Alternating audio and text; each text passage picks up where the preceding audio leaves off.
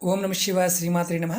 మిత్రులకి శ్రేయోభిలాషులకి అలాగే నన్ను ఇంతగా ఆదరిస్తున్న యూట్యూబ్ ప్రేక్షకులందరికీ కూడా పేరు పేరు ధన్యవాదాలు. ఈరోజు మనం ఒక అద్భుతమైన విషయాన్ని తెలుసుకుందాం. చాలామంది మిత్రులు మెయిల్స్లోను కామెంట్స్లో ఒక క్వశ్చన్ అడిగారు. శ్రీనివాస్ గారు, మేము మోసపోతున్నామండి, అలాగే మా అంతర్గత శత్రువుల వల్ల మేము మోసపోతున్నాం, మమ్మల్ని నమ్మించి మోసం చేస్తున్నారు. అలా జరగకుండా ఉండడానికి ఏదైనా ఒక తేలికైన ఉపాయం చెప్పండి అని చాలామంది మిత్రులు అడగడం జరిగింది. వారందరి కోసం ఈ రోజున ఒక తేలికైన అద్భుతమైన ఉపాయాన్ని చెప్తాను. ఎలా చేసుకోవాలి, ఏ విధంగా చేసుకోవాలో మీకు తెలియజేస్తాను.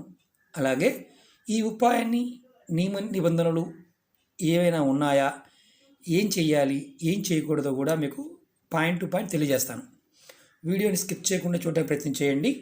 అలాగే ఈ ఉపాయాన్ని మనస్ఫూర్తిగా మీరు నమ్మి చేసుకోండి. ఈ ఉపాయం చేయటం వల్ల కలిగే లాభం చెప్తాను. మీ అంతర్గతంగా అంటే మిమ్మల్ని నమ్మించి మోసం చేసే మిత్రులు కానీ, అలాగే కుటుంబ సభ్యులు కానీ, స్నేహితులు కానీ, వ్యాపారస్తులు కానీ, లేదంటే మిమ్మల్ని అనవసరంగా ప్రాపగండా చేస్తూ మిమ్మల్ని ఇబ్బంది పెడుతూ, అంటే మీకు తెలియకుండానే మీతో మంచిగా ఉండి నటిస్తూ, మీతో మంచిగా మాట్లాడుతూ, మిమ్మల్ని ఇబ్బంది అంటే మీకు సహాయం చేస్తున్నట్టు నటిస్తూ ఇబ్బంది పెట్టేవారు ఎవరైనా సరే వారంతటికి వారు డిమార్షేషన్ అంటే మిమ్మల్ని ఎంతగా ఇబ్బంది పెడదామని చూస్తారో అంతగా వారే ఇబ్బంది పడతారు ఈ ఉపాయం చేయడం వల్ల. అలాగే ఈ ఉపాయం చేయడం వల్ల మీ మనస్సు మీ ఆధీనంలో ఉంటుంది. మీకు మంచి చెడు రెండు విషయాలు అర్థమవుతాయి. ఇది చాలా తేలికైన ఉపాయం. ఈ ఉపాయానికి కావాల్సింది రావి ఆకు, అలాగే ఒక జాజికాయ, అలాగే ఒక పసుపు కొమ్ము. ఎప్పుడు చేయాలి, ఎలా చేయాలో మీకు నేను తెలియజేస్తాను. చాలామంది మిత్రులు మెయిల్స్లోను అలాగే కామెంట్స్లో అనేక రకాలైన సమస్యల గురించి అడుగుతూ ఉన్నారు. మిత్రులారా, నేను దగ్గరగా 450 వీడియోలు చేయడం జరిగింది. అనేక రకాలైన సమస్యల మీద, ఒక్కొక్క సమస్య మీద 10 రకాల రెమెడీస్ ఉంటాయి. మీరు ఎవరైనా సరే నా వీడియోస్లోకి వెళ్ళండి. వీడియోస్లోకి వెళ్ళి మీరు ఆచరించగలిగేదాన్ని ప్రయత్నం చేయండి. నేను ఇది చేయగలను అనుకునేదాన్ని మాత్రం ప్రయత్నం చేయండి. ఖచ్చితంగా పని అవుతుంది. అలా కాకుండా కొంతమంది మిత్రులు అడుగుతూ ఉంటారు, చేసినా అవడం లేదండి. కొంతమంది అడుగుతూ ఉంటారు, మీరు చేశారా, మీకు అయ్యిందా? ఒకటి గుర్తుంచుకోండి, తంత్ర ప్రకారంలో ఏముంటుందంటే కొన్ని విషయాలు 10 మందికి చెప్పకూడదు. చెప్పటం వల్ల మీ మనసులో ఉండే శక్తి తగ్గిపోతుంది. కొన్ని విషయాలు చెప్పవచ్చు, కొన్ని వీడియోల్లో ఓకే నేను చేశాను పని అని చెప్పవచ్చు. కొన్ని మాత్రం చెప్పకూడదు. అవి వీడియోలో చెప్తుంటాం. నియమ నిబంధనలు ఏ వీడియోలో అయినా సరే ఆహార నియమావళి కానీ ఏదైనా నియమాలు ఉంటే వీడియోలోనే చెప్తాను. వీడియోలో ఎలాంటి నియమాలు చెప్పకపోతే మీరు ఎలాంటి నియమాలు పాటించాల్సిన అవసరం లేదు.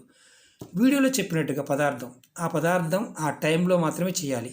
అలా కాకుండా అరగంట ముందు అయ్యిందండి, అరగంట తర్వాత అయ్యిందండి అంటే ఎలాంటి ఫలితాలు రావు. ఎందుకంటే ఇది పదార్థము, అలాగే ఆ టైం చాలా ఇంపార్టెంట్. ఇప్పుడు ఈ ఉపాయం కూడా మీరు ఏ టైంలో చేయాలి, ఎలా చేయాలో చెప్తాను. మీరు ఒక సోమవారం నాడు ఒక రావి ఆకుని తెచ్చుకోండి. మీది దేవాలయంలో ఉన్న, రోడ్డు పక్కన ఉన్న, ఎక్కడున్నా పర్వాలేదు. మీ ఇంట్లోనే చేసుకోవాల్సిన ఉపాయం ఇది. అలాగే ఒక జాజికాయ, అలాగే ఒక పసుపు కొమ్ము మీకు షాపులో దొరికేస్తాయి. పెద్ద ఖర్చు కూడా కాదు. మీరు 100 గ్రాముల పసుపు కొమ్ములు తెచ్చుకుంటే దాంట్లో చిన్న కొమ్ములైనా పెట్టుకోవచ్చు. ఈ ఆకును శుభ్రంగా కడగండి. ఇది సోమవారం నాడు మాత్రమే తెచ్చుకోవాలి. ఇది సోమవారం నాడు మీరు ఉదయం 6 దగ్గర నుంచి సాయంత్రం 6 గంటల లోపు ఎప్పుడైనా చేసుకోవచ్చు. ఇది మీ ఇంట్లో చేసుకునే ఉపాయం. ముందు రోజు మాత్రం తెచ్చుకోవద్దు. సోమవారం నాడు మాత్రమే రావి చెట్టు దగ్గర వెళ్ళి, చిన్న చెట్టుని పర్వాలేదు, వెళ్ళి నమస్కారం చేసుకొని, నా అంతర్గత శత్రువుల నిర్మూలనకి నేను ఈ ఉపాయం చేస్తున్నాను, లేదా నాకు ఎవరైతే నాతో పాటు ఉండి నాకు తెలియకుండానే నన్ను మోసం చేస్తున్నారో వారి నివారణ కోసం ఈ ఉపాయం చేస్తున్నాను అని అనుకొని ఈ ఆకుని తెచ్చుకోవాలి. చెట్టుకు నమస్కారం చేసుకొని ఒక ఆకు తెచ్చుకుని చాలు. తెచ్చుకున్న తర్వాత ఇది ముందు దేవుడి పటం ఉందనుకోండి, మీరు ఎక్కడైతే పూజ చేస్తున్నారు అక్కడ. ఇలా దేవుడి పటం ఉంటే ఈ కొన ఈ కొన అటు ముందుకు ఉండాలి, ఈయన వెనక్కు ఉండాలి. ఈయన లేకపోయినా పర్వాలేదు, ఇబ్బంది ఏం లేదు. పెట్టుకొని మీ కులదైవానికి లేదా మీ ఇష్టదైవానికి ఆవు నెత్తో దీపారాధన చేసి సోమవారం నాడు ఈ ఉపాయం మిగతా రోజుల్లో చేసే దీపారాధనతో పాటు కూడా చేసుకోవచ్చు. ఎన్ని ఒత్తులు వేయాలి? 2 ఒత్తులు వేసి మీరు కొబ్బరి నూనె కానీ, ఆవు నెయ్యి కానీ, నువ్వుల నూనె కానీ, లేదా మీకు అదమంలో అదమం ఆమదమైనా పర్వాలేదు, మంచు నూనె మాత్రం పోయమాకండి. మంచు నూనె వదిలేసి, అంటే సన్రాబాయిలు కానీ పల్లి నూనె వదిలేసి మీరు ఏ అందుబాటులో నూనె ఉన్నా పోసి వెలిగించండి, దీపం వెలిగించండి. 2 ఒత్తులు వేయండి. తర్వాత ఒక జాజికాయ ఇలా ఆకులో పెట్టండి. అలాగే ఒక పసుపు కొమ్ము ఇలా ఆకులో పెట్టండి. ఈ 2 ఇలా పెట్టి మీరు మనసులో, మనం ఇంతకుముందు చెప్పుకున్నాం, అంతర్గత శత్రువులను నిర్మూలించటం, అలాగే మన మనసుకు సంబంధించినంత వరకు, అంటే మన మనసులో ద్వేషభావం, అంటే కొంతమందిని మనం ద్వేషిస్తూ ఉంటాం, అలాగే కొంతమందిని ఇబ్బంది పెట్టడానికి ప్రయత్నం చేస్తూ ఉంటాం, కొంతమంది మన ఇబ్బంది పెడుతూ ఉంటారు, మనకి తెలియకుండానే అవతల వాళ్ళని మనం కించపరుస్తూ ఉంటాం. అలా కించపరిచే వాళ్ళందరూ కూడా అంటే వాళ్ళతో ఎలాంటి ఇబ్బంది రాకుండా ఉండాలని చెప్పుకొని ఇది సోమవారం నాడు చేయాలి. సోమవారం ఉదయం 6 నుంచి సాయంత్రం 6 మధ్య ప్రాంతంలో మధ్యాహ్నం టైంలో చేసుకోవచ్చు, ఏమి ఇబ్బంది లేదు. ఆడవారైన మగవారం చేసుకోవచ్చు. నెలసరి ఉంటే మాత్రం చేయవద్దు, ఎవరైనా చనిపోయి ఉంటే చేయవద్దు. దీనికి ఈ ఉపాయం చేస్తున్నప్పుడు ఎలాంటి ఆహార నిబంధనలు కానీ వేరే నిబంధనలు అంటూ ఏమీ లేవు. ఈ ఉపాయం చేస్తున్నప్పుడు ఇలా పెట్టుకొని, ఇలా ఆకుని ఇలా పెట్టుకొని దీపం వెలిగించి మీ కులదైవానికి కానీ మీ ఇష్టదైవానికి కానీ మీరు మనస్ఫూర్తిగా చెప్పండి. ఏమని? ఇలా నాకు తెలియకుండా నన్ను ఇబ్బంది పెడుతున్నారు, వారు ఇబ్బంది పెట్టకుండా ఉండాలి. అలాగే నాకు వృత్తిపరంగా కానీ, అంటే వ్యాపారంలో కానీ, ఉద్యోగపరంగా కానీ, కుటుంబ పరంగా కానీ, అంటే కుటుంబంలో కూడా అంతర్గత శత్రువులు ఉంటారు, వీరితో ఎలాంటి ఇబ్బందులు లేకుండా ఉండాలి అని మనస్ఫూర్తిగా చెప్పుకొని మీరు నమస్కారం చేసుకొని ఈ ఆకుని ఇలాగే పెట్టి మీరు ప్రతి సోమవారం చేయాలి. ఇది ఉపాయాన్ని ఇలా 11 సోమవారాలు చేయాలి. 11 సోమవారాలు చేయాలి. ఇలా చేస్తే దీపారాధన చేయటం, తర్వాత మీకు మీ ఓపిక, నైవేద్యం బాగుంటే మీ ఓపిక, అరటిపండు పెట్టవచ్చు, బెల్లం పెట్టవచ్చు, చిప్స్ పెట్టవచ్చు, పంచదార మన పటికి బెల్లం చిప్స్ పెట్టవచ్చు, పాలు పెట్టవచ్చు. మాకు అది కూడా ఓపిక లేదనుకుంటే గ్లాసు నీళ్ళనే పెట్టండి.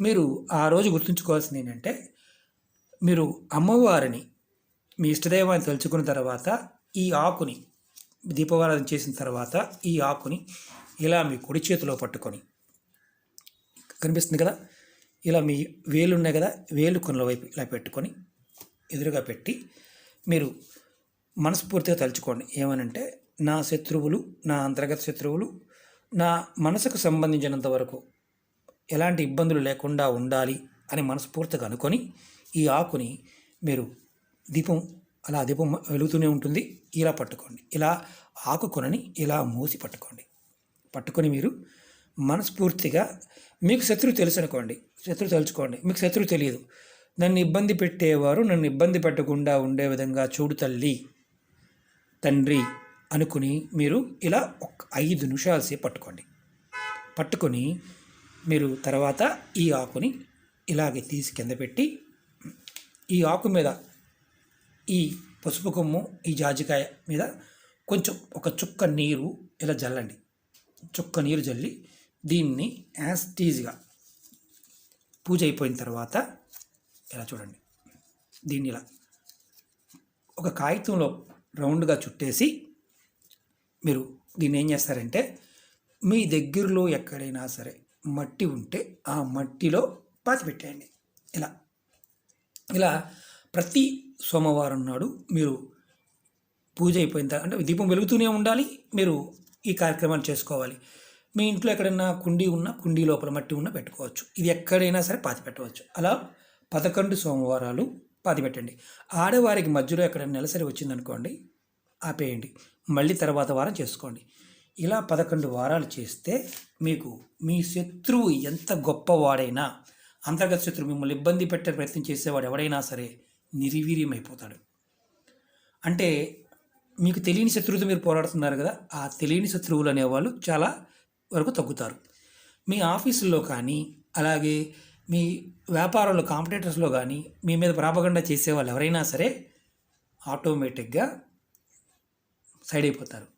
మిమ్మల్ని ఇబ్బంది పెట్టాలని చూస్తున్నారు, మిమ్మల్ని ఏదో రకంగా కించపరచాలని చూస్తున్నారు, వాళ్ళు కూడా సైడ్ అయిపోతారు.